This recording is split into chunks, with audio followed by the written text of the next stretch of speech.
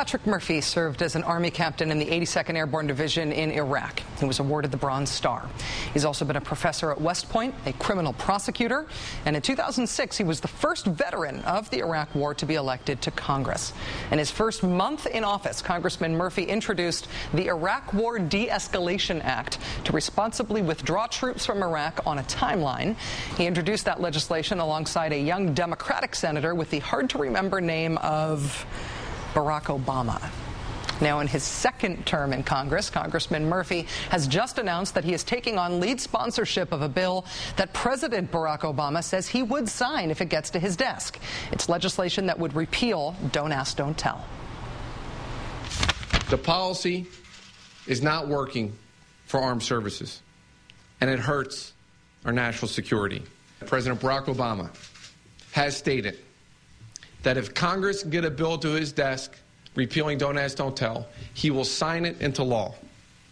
It is now our job, and my job specifically, to quarterback this to the Congress of the United States to do just that.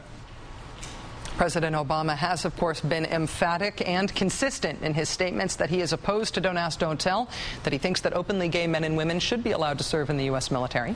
What's been in question to those who share the president's views on the issue is the sense of urgency that he has about getting the repeal done. Well, as of now, getting it done in Congress is the job for which Patrick Murphy has decided to volunteer. Joining us now is Iraq War veteran Congressman Patrick Murphy. Thanks very much for joining us tonight, sir. Thanks so much, Rachel, for having me. So as far as I know, you've got 151 co-sponsors so far. I'd love it for you to translate that number into how likely it is that this bill actually gets passed by the House this year.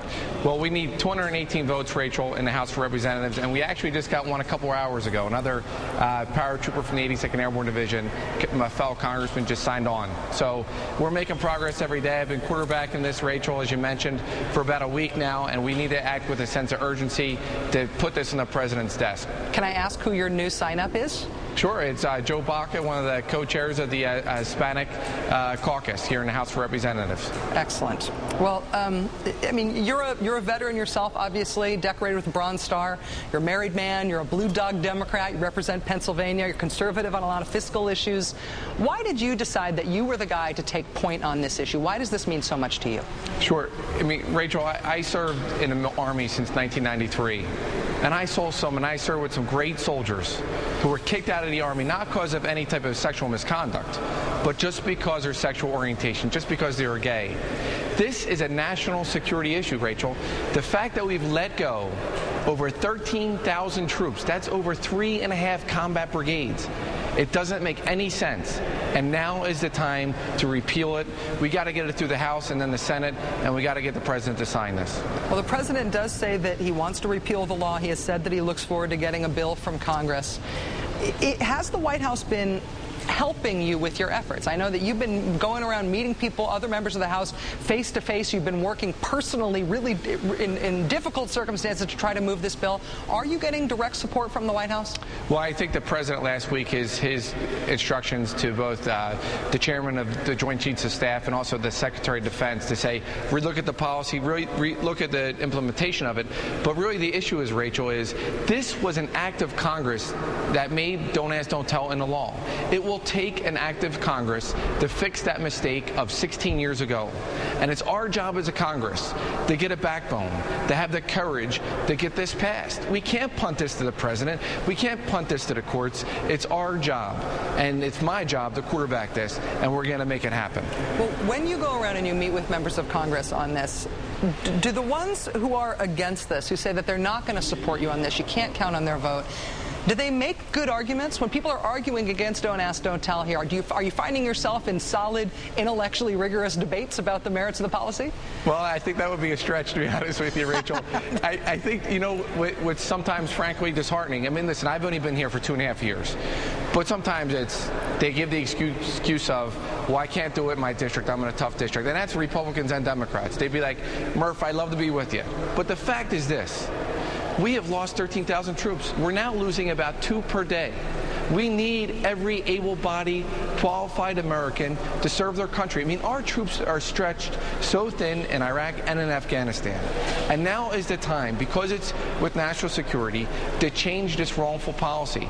And I'm doing just that. But I will tell you, there are members, we're up, as I mentioned, at 152 right now, but there are members on both sides of the aisle that say, Patrick, I'll vote for it. I just can't co-sponsor. But we're still pushing to hopefully get to that 218 mark that we know it's going to pass, because I want to make sure that when it comes up for a vote, we pass this bill, because we don't want to regress here. We want to move it forward. Well, let me ask you the hard procedural question here, though.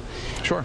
Until a repeal can get through Congress, and I hear your confidence that it can, do you think it would be appropriate for the president to hit the pause button on kicking more people out of the military under this policy? While a repeal is considered, should he use his executive authority to say, let's put a halt to this and just stop implementing the policy, stop the witch hunt, stop the processes of kicking people out while a repeal is under consideration? Well, I think there's a distinction here. One thing, I was critical of President Bush. I was respectful of the office, but I was critical of him. I think the one thing here is that I criticized President Bush on his signing statements. Congress passed a law, he signed and said, well, we're going to disregard what that Congress said. You don't want President Obama to do the same thing. And here what you're looking at right now is you're saying you don't want President to say, well, just forget what the Congress did back 16 years ago and ignore them. He honors a co-equal branch of government. And we need to do it as a Congress and put a bill on his desk. He has been very clear, Rachel, that he will sign it. He's been very clear to his Secretary of Defense and his Joint Chiefs now that he wants to make sure that they're looking at this, how we're going to implement a change in policy. It's our job now to act with a sense of urgency to make it happen. We have the momentum of the American public. We have even a former chairman of the Joint Chiefs of Staff. We have General Colin Powell, who's come out and said, who was one of the authors of the Don't Ask, Don't Tell policy 16 years ago, who has said now we need to reevaluate this. We need to look at it. I have the former superintendent of the U.S. Naval Academy that said we need to repeal the Don't Ask, Don't Tell. So listen, we have over 75% of the American public. It doesn't matter if you're in a conservative district or a liberal district. If you're an American, you should believe in equality. You should believe in that oath that we all take as an Army officer, that we take as a congressman, to support and defend the Constitution of the United States.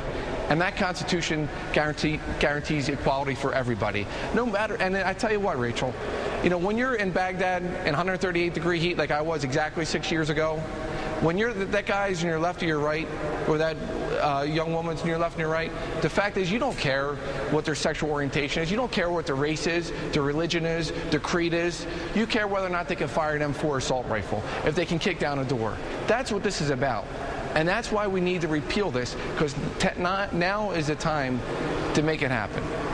I think you just demonstrated why you're the right guy to be leading this fight right now. Congressman Patrick Murphy, Iraq War veteran, taking the lead on the effort to reverse Don't Ask, Don't Tell.